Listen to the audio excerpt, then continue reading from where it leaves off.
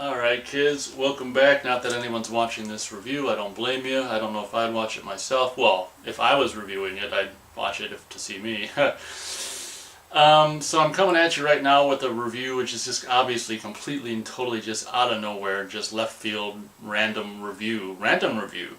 That's a good whatever. Good, pardon me. So I'm coming at you with the random review for the, I'll just put epic in quotes, the epic motion picture, which apparently, figures in winner of 7 Academy Awards, including Best Picture 1990, which is Dances with Wolves. Now, I had never seen this movie. Obviously, I had known about it. It should be said that this is I'd never seen it until just a couple weeks ago. My dad had seen it back in the day and liked it, but I was just never interested in it, and to be honest, still really am not. But it was $2, and it should be noted that I'm reviewing the 3 hour and 57-minute version, so we might as well say 4-hour version. I'm reviewing the 4-hour version of Dances with Wolves, which is the only version I've ever seen.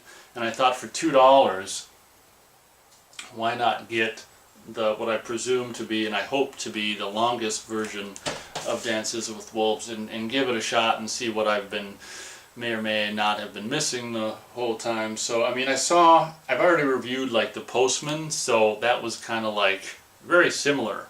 I mean, so I saw that. So I saw it backwards. I saw The Postman first. That's kind of, in my opinion, a movie that he was trying to recreate the, he wanted to basically, instead of doing Dances with Wolves Part 2, he just kind of did The Postman, in my opinion. But so, and then I saw, obviously, sometime later, it was a couple weeks ago, this movie. So I'm going to try to keep this short. I'm not particularly interested in this particular time, or especially when there's, obviously like Army and war, Union Army soldier, I'm not particularly interested in that period, which is one of the reasons I never saw it until now, and whatever. But, I come across it at half-price books now and again, and I was kind of like, I knew there was, I was pretty sure there was this longer version. I'm like, okay, when I find that, maybe I'll get it. Long story short, so I think I actually watched it all in, no, maybe not one day. Because the first half is on the first half of the movie's on one side, and you flip it over for the rest. So I know that I didn't do it all at once. I can't remember. It doesn't matter. I may have done one half one day and the next day finished it, but I gotta tell you, I mean, holy cow, First off, the movie starts, if you don't know, or even if you do know, it still starts off the same way, which is, he's like, the Kevin Costner character is like this soldier who's like, wakes up on a gurney or a stretcher or whatever the hell it is, and he's got some kind of foot-leg wound or something like that, and like, yeah, he's all groggy, we gotta amputate and whatever, and then I don't know, the guys, they're gonna basically cut off his leg or whatever, and then he ends up with the doctors or whatever the hell they are, the butchers, go away, and for a second he sneaks out of there, puts his boot on, he's like, and he sneaks out of there, gets on a horse for, apparently, I only saw this once, and probably will only see it once, apparently he gets on this horse and he rides right into like this, in between the, the bad guys and the good guys, or the different armies or whatever, the two armies, and apparently, from what I can gather, to basically suicide himself. It's just the classic shot of him putting his arms back and his head back, riding the horse, just like, So basically, not knowing what that is in the trailer, you find out when you watch the movie, he just wants to basically, as far as I can gather, he's going out there and between the, the battling soldiers to just get shot up and killed all the dead, suicide-like way. And it's just like, I can't remember, but somehow obviously he ends up surviving. I don't know if he gallops through and passes through, and anyway, obviously he ends up surviving, and I don't know where he ends up next. He ends up at some kind of whatever military army post or whatever, and he's gonna get assigned to some country, post or something like that. And one thing before I continue, I think is so stupid, is I don't know why the hell these frickin' butchers or doctors or whatever the hell they were, maybe they just like cutting people's limbs off, but I don't know why they were gonna cut his frickin' leg off for a wound that he ends up basically just healing without any, I don't think he has any medical attention ever. Like in the whole movie, I don't think. You know, I may be wrong. And I don't think he even necessarily limps throughout the rest of the movie. It's just like they were going to cut off his leg for something that, like, was just like a hangnail or something. I don't know. But that was a plot point I thought was really lame. I don't know if that was in the book or not. I don't really read books. But that was really dumb, first of all, that they were going to cut off his leg for something that just didn't need to be cut off for. Anyway, he goes to this post out in the country, just in this military army post or whatever, and it's deserted. The people that were there just went crazy, and I don't know what happened. They kind of, oh man, if you really want to see a long and drawn out movie, get this, we might as well just say the 4-hour version of Dances with Wolves, because that's what it is. I mean, it's long and drawn out. It's like an hour longer than the theatrical. I think theatrical was like just under 3 hours, 3 minutes. I think the theatrical was just under 3 hours long or something like that. But long story short, I mean, I don't know why it took 4 hours to tell this story, but I mean, I might as well not even tell it. But I mean, basically, it's kind of lame, really, that there's this one, obviously he ends up befriending the Native Americans and this and that. And it's kind of lame that there's conveniently like a, we'll just say Caucasian white woman that was like kidnapped when she was a little kid or something, when the rest of her family was slaughtered, I believe, or something like that. So there's conveniently this Caucasian white woman who's been living with the Native Americans and obviously speaks their dialogue and all this kind of stuff.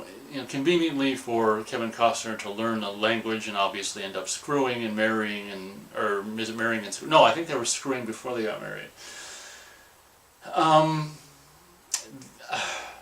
In my recollection, I don't think there was nearly as many like beautiful photography shots as one would think there would be in a movie like this. I mean, don't get me wrong, they were there. Oh gosh, don't let me forget John Barry. At Half Price Books for $1, I've seen at least once before I got this, the soundtrack by John Barry for this movie for $1, and I just passed up on it because I never generally buy soundtracks to movies I hadn't seen, but I should have got it because it was John Barry. I'm a big fan of John Barry, having grown up with, James Bond movies and just The Black Hole. I mean, the score for that, even Chaplin, the movie he did with, in '93, the Robert Downey Jr. movie about Charlie Chaplin. But I've always loved John Barry's music. Is just unbelievably beautiful. I don't know what his last movie was, but that's one of the high points of this movie. I mean, even, they obviously in a 4-hour movie, they run some of the same themes over and over and over, but if it's a John Barry theme, I mean, it's like, that's all good. You can just run, they're so beautiful that it's kind of like you can run those themes over and over and over and over again, and obviously after having seen the movie, I wish I would have got the soundtrack for this movie for $1 on CD, but maybe I'll come across it again. At any rate, it's not the biggest deal in the world. But John Barry, before I end the review, I don't want to forget to mention that, which I didn't.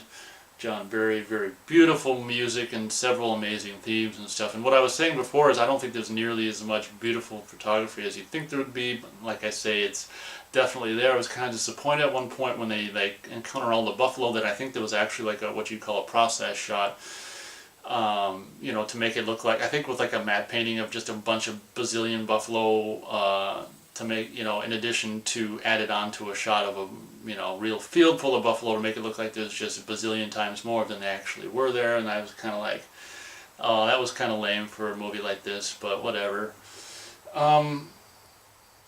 Obviously being 4 hours long, in my opinion, it just overstays its welcome and could, the only reason they put out this version is just because people, I guess, they thought people would buy it, I guess, which apparently they did because someone bought this before I bought it used. So I gotta tell you, it does kind of make me curious to see the theatrical version and see one thing I was, how it originally played. One thing I was interested to see is if I could watch it and as a viewer never seeing any of this movie, if I could watch it and pick out the stuff that was obviously not in the theatrical. But the whole movie's basically boring to me, so I couldn't say, oh, that's definitely wasn't there, because that's so. I mean, the whole movie, and of course, just like a year later would end up happening, like, I haven't seen Field of Dreams, so I don't know if he shows his ass in that, but he shows, of course we see Kevin Costner's ass in this. A year later, I think in Robin Hood, Prince of Thieves, we see his ass. I don't know if we see his ass in Waterworld or not, but if we don't, you can just watch this movie to see his ass, because it's what's ironic is like you see, you know, his ass, but you don't see like any women's ass. I don't think. It's just like, oh man, you know, give me like if you're gonna show an ass, like a guy ass, show a woman ass. You know, be fair. But I think I'll go, as far as starage goes for this movie, I think I'll go 2 stars for, as all the Dances with Wolves fans hit their head.